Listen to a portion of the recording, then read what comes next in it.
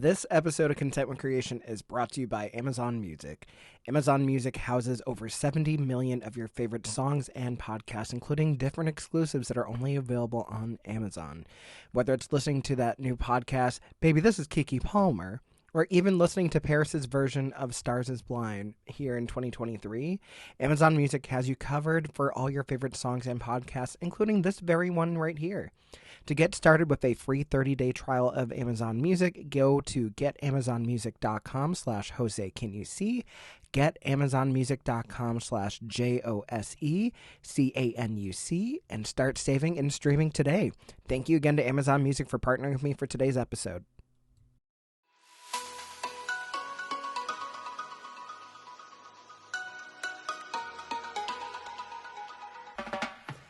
Hey everybody, welcome back. It is a new year here on Content with Creation. Jose Gonzalez here. Hope you all had a wonderful holiday season. I'm so thrilled to be here with you on this very first episode of 2023. And today's kind of a big day with a lot of things going on. So by the time this episode goes up, tonight is the season 15 premiere of RuPaul's Drag Race. And I couldn't think of anyone better to have on than my beloved Drag Race commentator over on YouTube, the lovely JackFed. Jack, how are you? I'm good. Thank you so much for having me. Yeah, thank you for being here. It's an honor to be in your presence. I'm looking forward to kind of seeing where this conversation leads as a longtime viewer and just really having such an incredible first year on YouTube, too. So definitely want to make sure that we could kind of get to know a little bit more about you as well. So awesome. Yeah, let's do it. Perfect. So, I mean, something that immediately stood out to me is the fact that you managed to do all this all at the ripe age of 20. So that being said, you probably grew up right alongside internet culture. So, like, do you have any early memories of being online at all? Yeah, I I feel like I've been online for as long as I can remember. The first time I heard about YouTube, this is like a deep cut, I guess. It was a Nick at Night special. It was called Nick News with Linda Ellerby or something. Yep. And I saw Fred, the biggest creator at one point. And then after that, I was like, okay, I need to check him out. And after that, I was just watching YouTube basically since then. And it slowly started to creep up on my TV viewing, and eventually it took it over. And that's basically mostly what I watch nowadays. Yeah, it's crazy to see, like, even back in the early days where it's just, like, random skits here and there, like, and it's crazy, like, how far, like, Fred evolved into, like, the TV show, and then Lucas doing his own stuff now, where it's, like, very different from how he started, but just having, like, those really early, like, instantly recognizable people from YouTube that kind of says, like, oh, maybe this is something special. Right, yeah, no, it's crazy how far it's gone, and he was, like, the first big sign of, like, what could be done with online creators. Yeah, and definitely being able to transition into kind of working alongside traditional media as well, too. So that is a perfect example of, like, the early days, I think, too. Mm-hmm. And something else that also stood out to me is the fact that you are also a full-time college student alongside your current career endeavors. So I believe you're going to school for psych? Yeah, I am. Yeah, so what drew you to that major? I'm very curious to see, just because it seems like you moonlight in a completely different field in general, doing a lot of content. It's actually funny that you asked that. I'm debating whether I want to switch my major as of recent, just because of how crazy YouTube has been recently, and how it's opened up a path that would definitely be a lot more in line with like communications as a major if I did that. So I'm talking to my advisor to see how that was. But as for psychology, I've always been like a people person, and I'm good at like reading people and just getting a good vibe. So I thought I might as well turn that into a career and see if I could actually hone those skills instead of just like going off of my intuition. And so far I loved it a lot, but it's more so like the major that I want to like stick with in the future. I want to have like the most opportunities. So I don't know which one that is as of yet, but hopefully I'm going to get some advice on that soon. Yeah, no, I feel that too. I know back in my day when I was in school, I originally wanted to be a music teacher, and then one thing led to another, ended up switching over into communications. So I always kind of say it's almost part of the college experience to like consider a different major either way. So I would just say like you'll know in the moment, like trusting your gut, maybe even like if they have an elective and like it seems like that would be something where you'd want to divert your energy into, by all means go for it if it makes sense. But right, yeah, that was actually really cool to hear that you actually were thinking about switching to communications. So by all means, like whatever you think is going to help you further and actually apply those skills more, by all means, go for it. Mm-hmm. So another thing is, so I am personally a millennial, and then you being Gen Z, have you noticed like any sort of like generational differences just from like your interactions and anything too? I'm very curious to see someone else's perspective on stuff like this. I would say yes, in the sense that I feel like Gen Z has like a back catalog of everything that anyone has ever done. So I think specifically, are you talking more about the Drag Race fandom or just like being online in general? I mean, just in general, I know we are going to pivot into the fandom in a little bit, but like just like obviously like 90s versus 2000s kids like have a very different perspective on certain things. I'm just curious to see if like you've noticed certain things or like things that you guys do differently than we do that you think might be not necessarily better, but just like it stands out. Yeah, I feel like your generation is a lot more forgiving with things and people online. I feel like there's a lot more chances given, or you guys just resonate with people more because I think a lot of like the big influences of like the internet nowadays are from like the millennial generation. So I think there is a lot more resonating with those people right now, and now that more Gen Z creators have come in, the Gen Z people are like resonating with those. But I feel like Gen Z, we're just a more pessimistic generation, especially when it comes to being online. And for me, it seems like people will pick their favorites, stick to their favorites, and there's some people who like maybe like guilty pleasures or something like that. But for the most part, it's hard to convince us to sway from our opinions unless like we are willing to do that. Yeah, so like more of a sense of finality rather than just kind of like an openness, I guess would be the way to Right. put it. Yeah. No, I mean that totally like makes sense to me. Like honestly, I feel like some stuff you guys do is like I was gonna actually say like it seems like you have more of a sense of like tolerance and like correctness about certain things, whereas like for our generation, like things that we would say like 10 years ago we can never get away with saying now, just because like Right. obviously we're more sensitive to things now and just like taking that into consideration before we actually do anything. So that's another thing that definitely stood out to me. I mean, we can definitely before we pivot into the fandom, I'm very curious, like, is there anything that people be shocked to know that you enjoy aside from like drag content, as far as like hobbies or just like comfort watching? Let's see. I'm big into gaming. I feel like I've dropped that a decent amount. Pokemon, I can name basically every Pokemon. Maybe not the new generation, but I've been playing like the card game competitively for like 10, 12 years now. Oh, wow. Since I was 9, so 11 years actually. And I mean on and off competitive, but yeah, I'm just a huge nerd when it comes to that. I think that's like the main thing, just a lot of gaming stuff. Yeah, I mean, I did see you do have a Twitch channel. I don't know how often you get to actually stream it. Like, are there certain games that like you would go to as far as like what you'd want to stream, or just like being open to playing almost anything? Yeah, it's the Twitch channel is definitely dormant right now. Yeah. It was something that I wanted to do this past summer, and then I just never got around to doing it. I would stream to my YouTube and just talk to my viewers, but as for like gaming, I was always like kind of nervous to go directly into it. But if I had to like pick games, I'm really into Overwatch 2 right now, and I think like Minecraft and Pokemon are like really fun like interactive viewer games that I could play.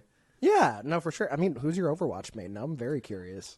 I'm on DPS right now, so I'm just playing Soldier and Pharah mostly. Those are like the two that I play the most.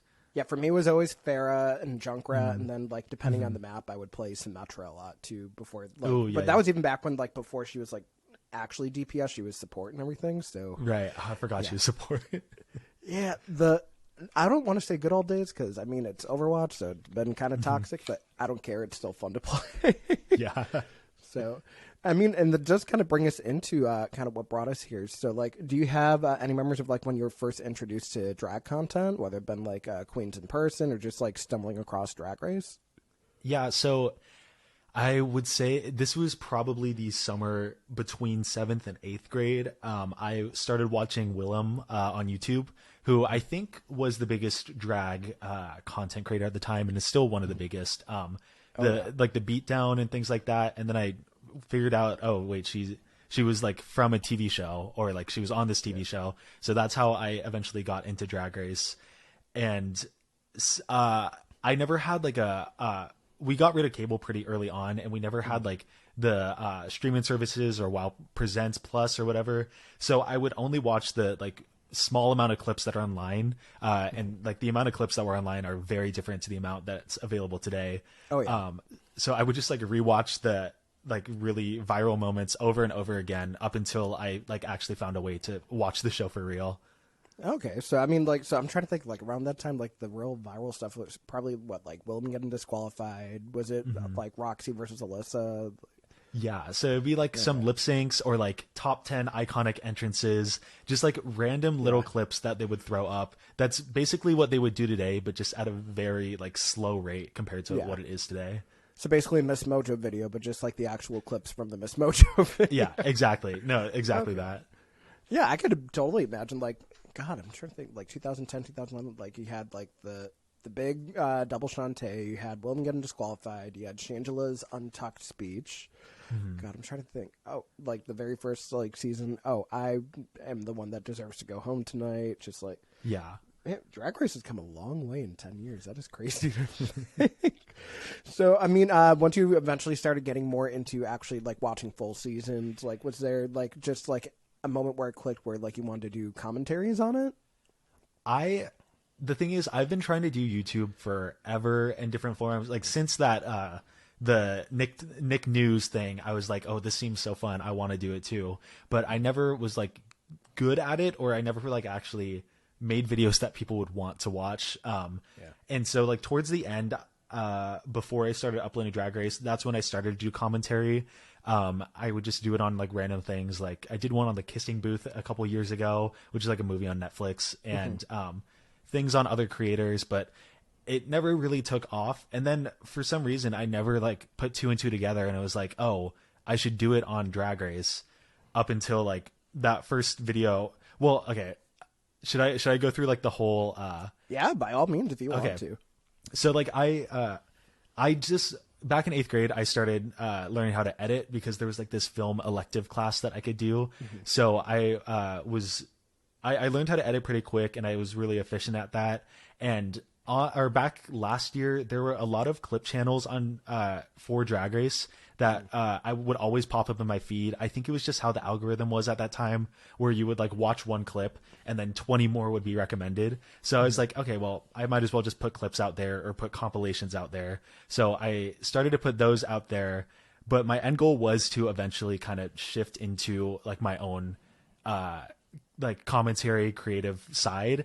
And so I randomly one day decided to just write a script for the Lost Edit of season 12 and upload that like in between the other compilations that I was posting, and that video took off, and that was basically like the start of like the modern content that I'm making now.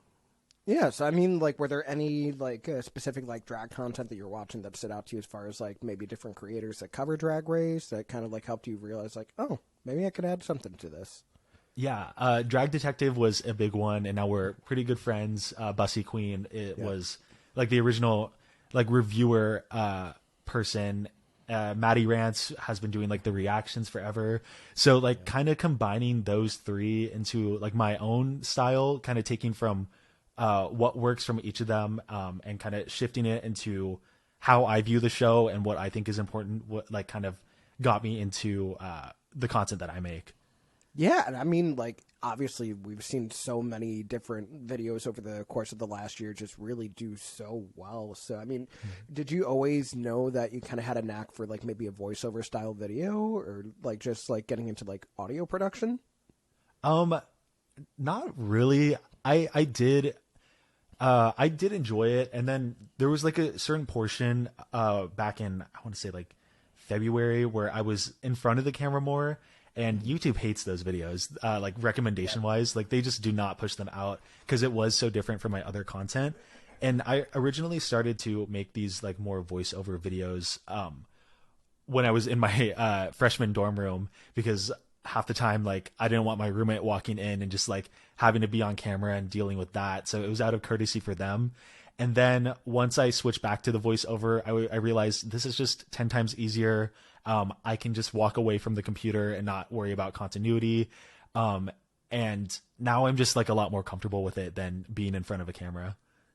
Yeah, and I think it also just comes down to like you realize a style that works for you. It works for the algorithm, so definitely wanting to like play the algorithm's game, but it's also a fulfilling sense as well too. So I mean, you've definitely proven that over the last year, and it feels like a lot of fellow queens have also taken an act to some of the content you put out. Specifically, one Cornbread the Snack Chate. The unofficial ship that we have seen over the last year. How did that come about? It's so, I don't even, like, the thing is, I don't even know if she really watches my videos. I know she's aware of them. But it was more so I met her at DragCon I met her on the Saturday, and then I went back on Sunday because the first experience was just so good.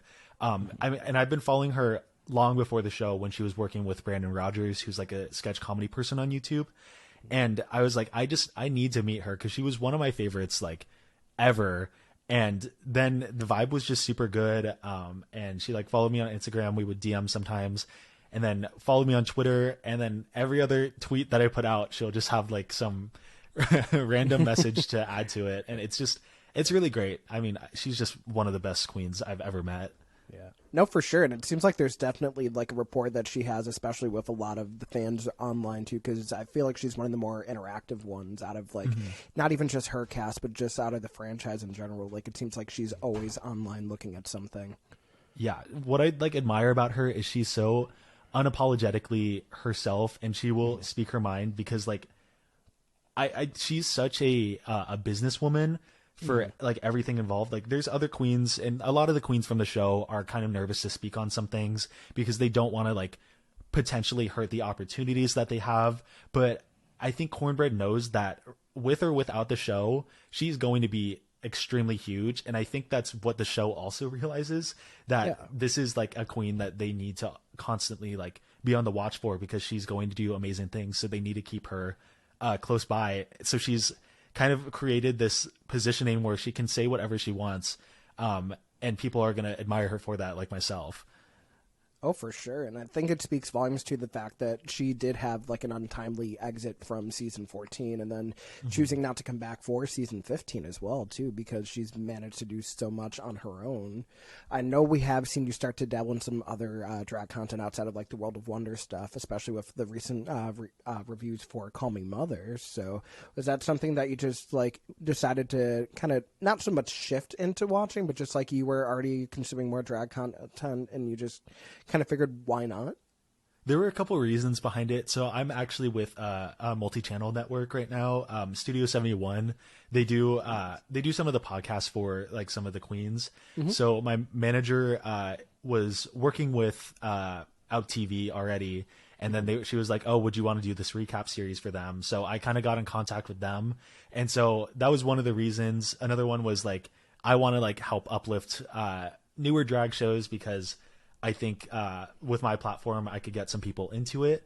And one of my favorites of all time, Michaela Couture, was on the season. So I thought that like just being able to watch that and like cheer her on the entire time, that was a good reason for me to do it. And I did enjoy doing it a lot. Yeah, and I do like the fact that that is a very different style of show where it seems very much more so about uplifting and like the actual familial sense of drag. Obviously with like the drag families that are like with the judges panel and like really seeing like more of a camaraderie between the different participants and not so much just like trying to make a feud to make good television as well too. So it really is nice having that contrast and just the different kinds of drag content. We've even seen it with like the Boulay Brothers and like Dragula and all that stuff as well. Right, yeah. Today's episode of Contentment Creation is brought to you by Grinding Coffee Company. Grinding Coffee is LGBTQ plus owned, based out of Georgia, and is an online retailer for coffee shipping domestically in the United States. They house a variety of blends and flavors to fit whatever your coffee needs are. Whether it's something a little bit more mature and substantial like the Bourbon Delight, or maybe on the sweeter side of things like Turtle Dreams, Grinding Coffee has you covered for creators and gamers alike. To get started with a 10% discount, go to grindingcoffee.co and use code Jose today to start saving on some fabulously gay coffee. Thank you again to Grinding Coffee for partnering with me for today's episode. Yeah, so I mean, definitely kind of circling back. I know we talked about this before, but like we did the drag race fandom and just like stan culture in general, you did mention kind of having like that sense of finality and just like very protective of what they love. I don't want to necessarily say gatekeeping, but like it seems like they do really try to make sure that what they love is well defended and just really going above and beyond to represent whatever it is that they appreciate. Like, have you noticed like over the last few years, just like the fandom kind of like being its own like force when it comes to like certain things online? Yeah, it's definitely a positive and negative force. I think that there has been in recent years a lot more conscious efforts to make sure that like uh, queens who may have not been uplifted in the past are now uplifted. Like POC queens, definitely there's more vocal support for them where they didn't have that in the past, which I think is really great. But sometimes I think that the fandom can go a little too far, and queens who may have messed up once or twice are just like completely like shafted and are never given another chance. So it's interesting how people in the fandom pick and choose different battles to take, and I understand like the way they go about their thought process, but like me myself, I try to stay like majority positive with everything because I just don't think there's any need to like what you said, gatekeep or be negative towards queens when it's just a lot easier to be positive towards the people that you enjoy. Yeah, for sure. I mean, we've seen queens that just like retire from drag. Obviously, people like Jeremy, formerly known as Fifi O'Hara. We've seen it with James, formerly Tyra Sanchez, who's kind of doing it, but on their own terms, like via exclusive content. Right. So, I mean, has it been anything where it's like made you more sensitive with how you approach certain topics for content, just to be mindful of everyone involved? Yeah, I think from the start I was very mindful, and that's probably why a lot of people gravitated towards my content. I went searching on Reddit, which I feel like no one should do as a creator in this space because it can be very there's a lot of opinions out there, but for the most part it was very positive because people did enjoy like how neutral I am with a lot of things. Some people were annoyed that I was overly positive, but the thing is like with that, no one can really ever be mad at you if you're too positive, if that makes sense. Like at most they can just like dislike what you say, but there's no heat being thrown onto you because like you're not putting anything out there like that. And I think that just by being a presence that's so positive or just so neutral or just trying to keep the perspectives of everyone, it helps my content reach the right people. And even if like a queen sees it and they may not agree with everything that I said, I don't think they would go after me or not really understand why I'm making the content because I just like approach it in a way where they're like, okay, even if I don't agree, it's not like detrimental to myself or anyone else in the fandom. Yeah, and I think the way that you phrase a lot of things and like you always bring it back to having a conversation about different things and honestly welcoming all sorts of perspectives too, which I think shows a lot of tolerance and a lot of wisdom when it comes to certain topics where like people can be very polarized, whether it be like a certain challenge that like they loved and other people did not, whether it's like certain queens that did really well that might not have been favorites of other people. So just like going into it with an open mind and open ears, I think has been something that definitely comes across with the content just as a viewer, and just really seeing like a lot of support for the most part just funneling in, which is tremendous to see. Yeah, So it's been great. Yeah. no, I'm glad to hear that too. So I know you did kind of briefly touch on being part of a multimedia network, but like obviously it comes with working with different brands, working with different media entities. How have that experience been for you? Just kind of learning to interact with a lot more of the business side of things. It's definitely been it's weird kind of coming from working the minimum wage jobs, the food service jobs immediately into signing contracts and being on deadlines where I need to be promoting certain brands. But I feel like the way I've kind of gone about it and like how my manager has helped me, it's definitely been very manageable. November it was definitely the toughest time because I did 5 sponsored videos that month, along with doing the Call Me Mother videos every week.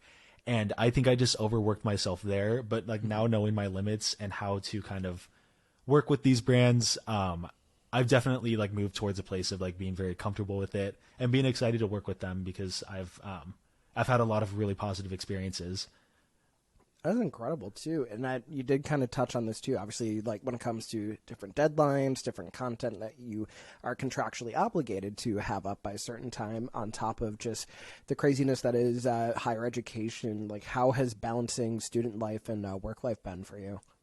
It's been tough for like a certain portion. I think this semester was definitely the toughest because the past semester was the one that I was on, or I was living on campus, so it was a lot easier to get to classes and things like that. But the fall semester that I just did, I was off campus in an apartment and driving to school every day on top of like having to do videos.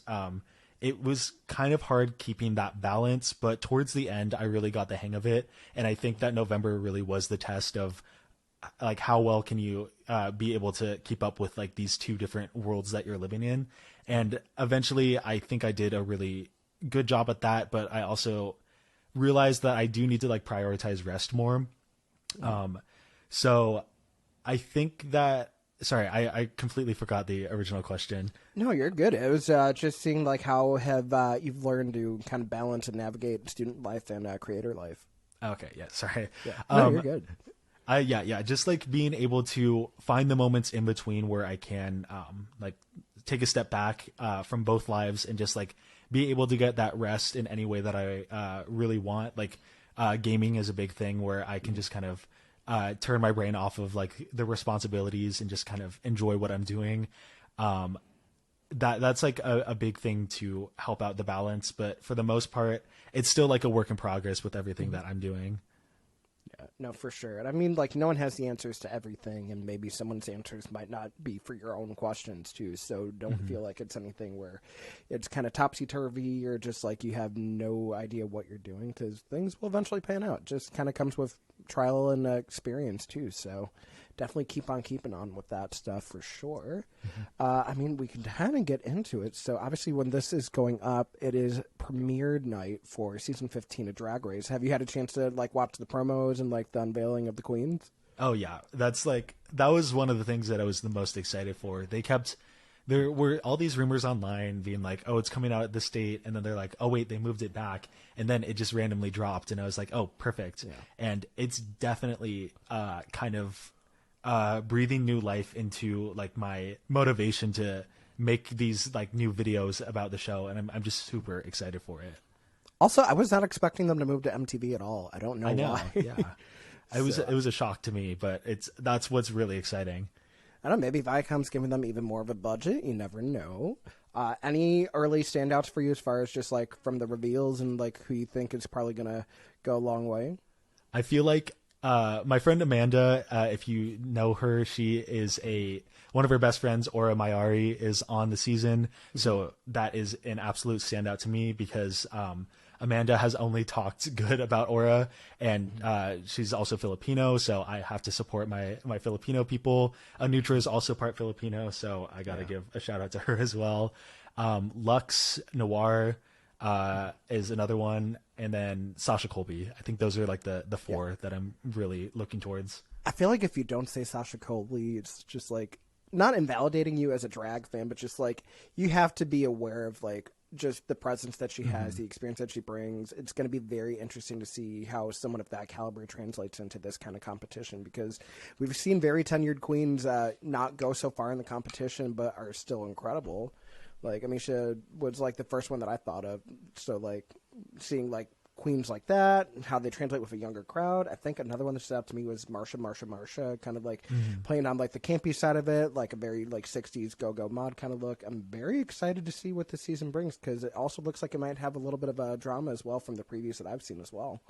Yeah, I think it's just the casting itself is such just genius casting. I mean, Sugar and Spice are just such an interesting casting choice that I'm so glad that they got. And having them like on the same season as Sasha Colby, like those three alone are very heavy hitters that are bringing like completely different sides of the fandom, like the young social media side with Sugar and Spice, and then like the people who know a lot about like Miss Continental and like the seasoned drag.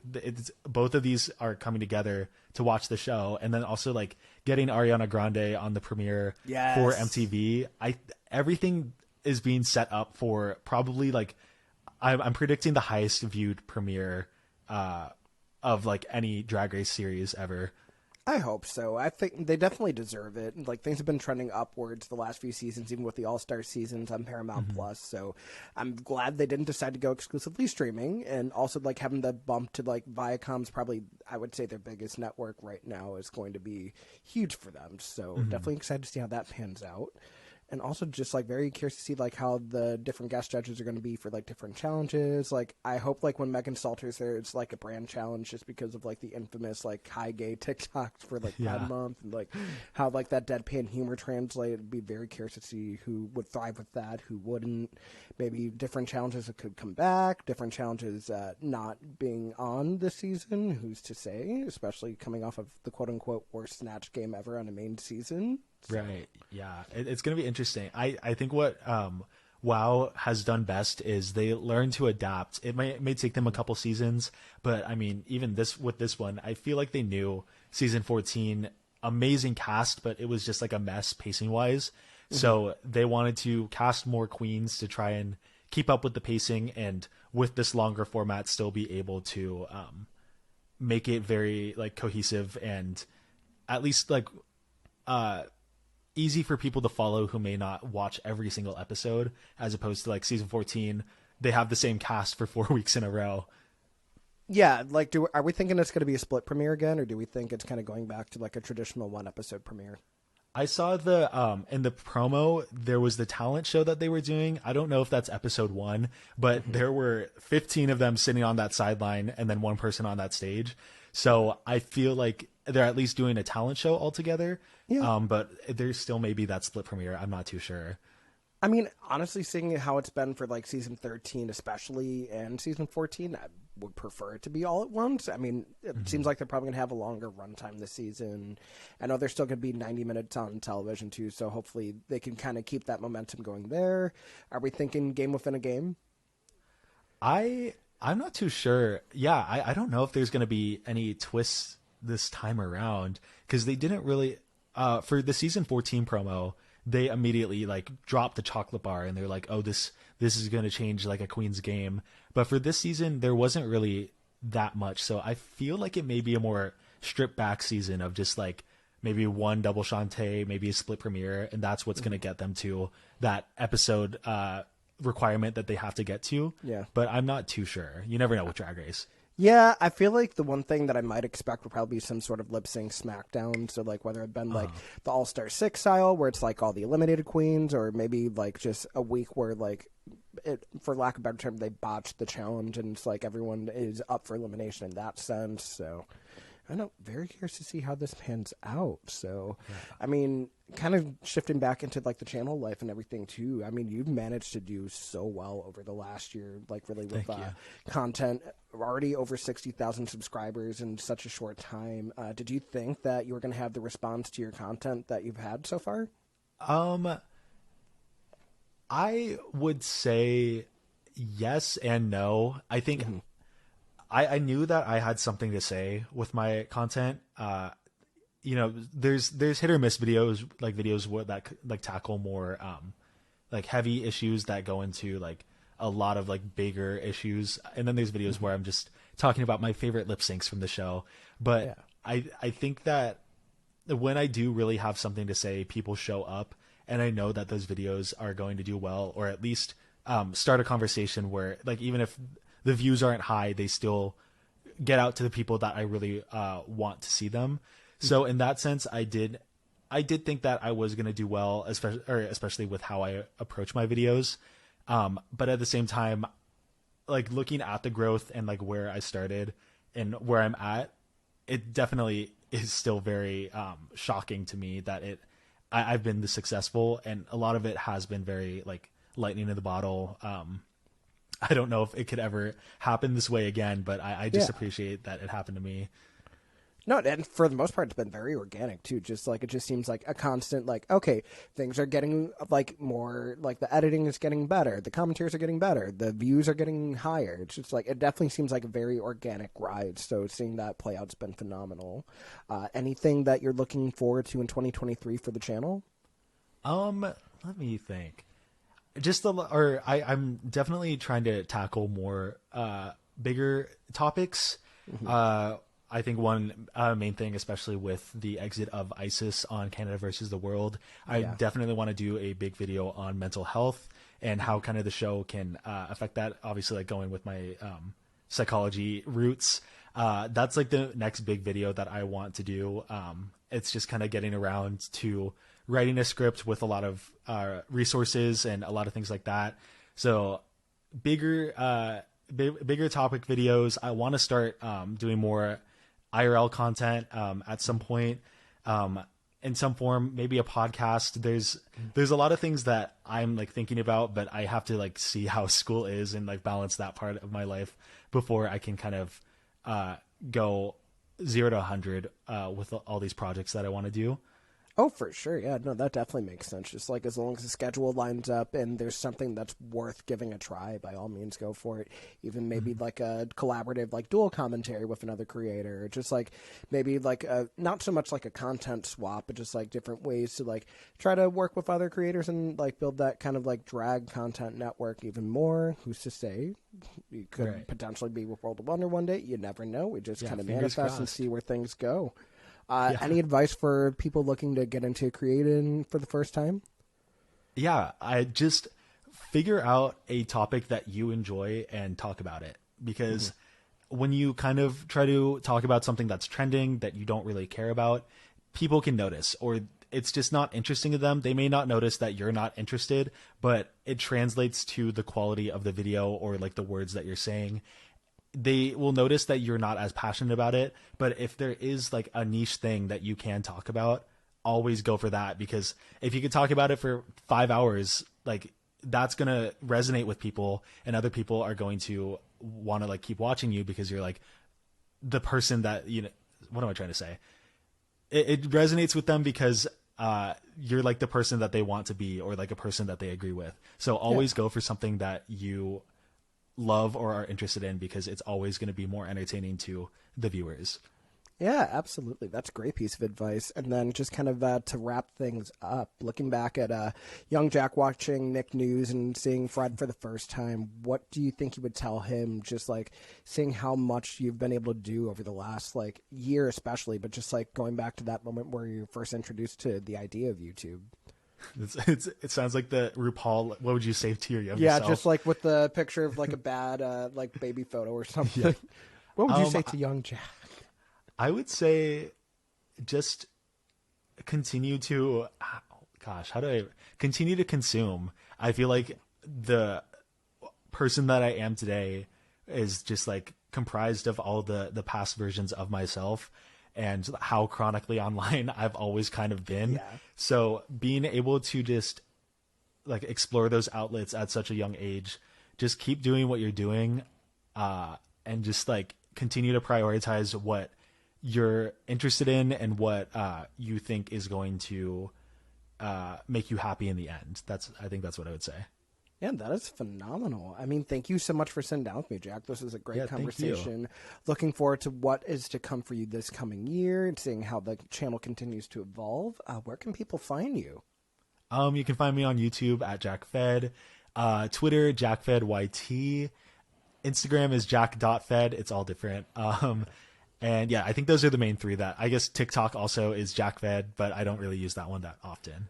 No, that's fair too. So, I mean, thank you again for joining me. If you guys did enjoy this conversation, make sure to give it a like, give it a star rating over on Spotify, on iTunes, give it 5 stars. Definitely keep up with everything that Jack is going to be doing this coming year. A lot of drag content is going to be coming our way across all forms of media, and I'm sure he's going to have something to say.